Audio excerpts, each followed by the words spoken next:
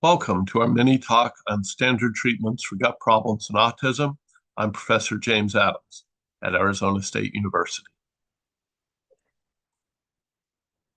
So, how do we treat these gut problems in people with autism? Many different treatments to consider. Improving the diet is key. Increasing the fiber, more vegetables, more whole fruit, beans, and whole grains.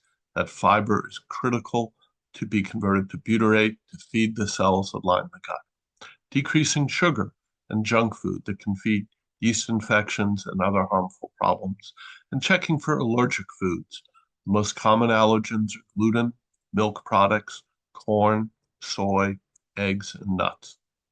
Fiber supplements, using not a single type of fiber, but multiple types of fiber, is best. Optimizing fluid intake. Water is needed to keep the stool soft. Digestive enzymes can be very helpful. Lactase is needed for milk products. Disaccharidases are needed for simple sugars. Proteases for protein, and lipases for fat.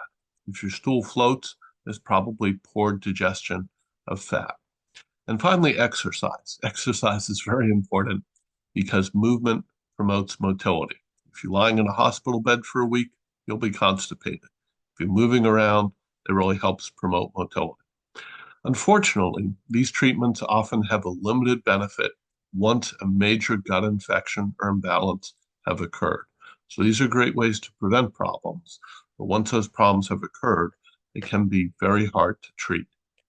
So in addition, we can try to limit our exposure to antibacterials. So limiting exposure to herbicides and pesticides simply by washing fruits and vegetables before you eat them or peeling the outside. Going organic. Within a few days of going organic, the amount of pesticides, herbicides in your urine will go down dramatically. And just don't use pesticides inside your home.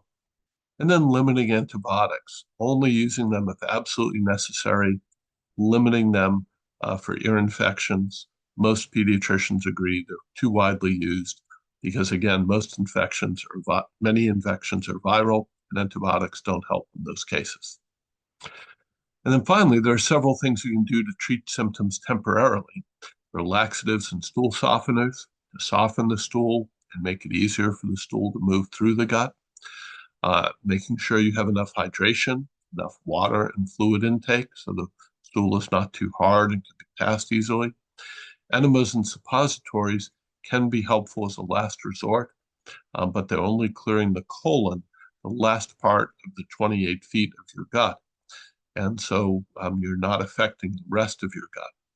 Antidiarrheals can be helpful for people with diarrhea. They basically slow the intestinal muscles to allow more time for water to be absorbed. So that tends to harden the stool and help prevent diarrhea.